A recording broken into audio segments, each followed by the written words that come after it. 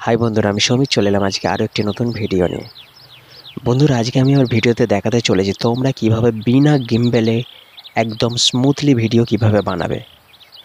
আমরা যারা ভিডিও করি অনেক সময় আমাদের কাছে গিম্বেল থাকে না, আমরা তার ফলে হাত দিয়ে ভিডিও শ্যুট করি।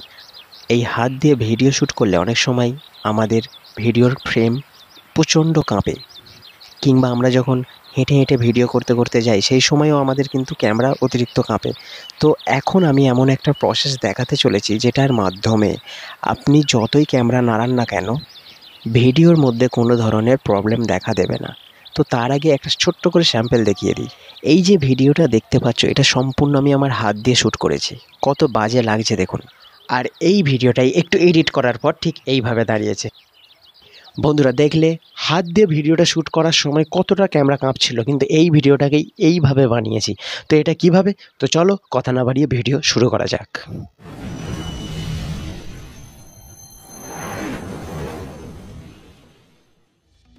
তো প্রথমেই চলে এলাম আমরা ফোনের হোম স্ক্রিনে। এখানে দেখতে পাচ্ছ এখানে আমাদের সর্বপ্রথম ওপেন করতে হবে যে অ্যাপসটা, সেই অ্যাপসটার নাম হচ্ছে এই যে ফটো নামক যে অ্যাপসটা দেখতে পাচ্ছ, এই অ্যাপসটা আমাদের ওপেন করতে হবে। এই অ্যাপসটা যাদের যাদের নেই তারা প্লে স্টোর থেকে ডাউনলোড করে নিতে পারো, কিন্তু এই অ্যাপসটা প্রত্যেকটা মোবাইলেই থাকে। তো চলো এখান থেকে আমি এই অ্যাপসটা তাহলে ওপেন করে নিই।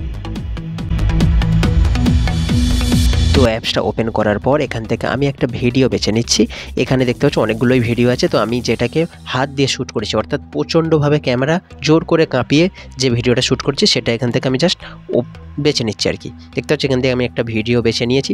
এই ভিডিওটা আমি সম্পূর্ণ হাত দিয়ে শ্যুট করছি, দেখতেই পাচ্ছ কতটা ক্যামেরা কাঁপছে। আর এই ভিডিওটাই তোমাদের সামনেই আমি একদম স্মুথলি করে দেখাবো। তো চলো সেটা কীভাবে, এর জন্য তোমাদের যেটা করতে হবে, নিচে দেখতে পাচ্ছ এডিট বলে একটা অপশান আছে, দেখতে পাচ্ছ এই এডিট অপশানে ক্লিক করে জাস্ট একটু লোডিং নেবে, তারপর ওয়েট করার পর এখানে একটা অপশান শো করবে। দেখতে পাচ্ছ এখানে যে অপশানটা শো করছে স্টেবিলাইজ নামক, এই অপশানটাই জাস্ট ক্লিক করতে হবে।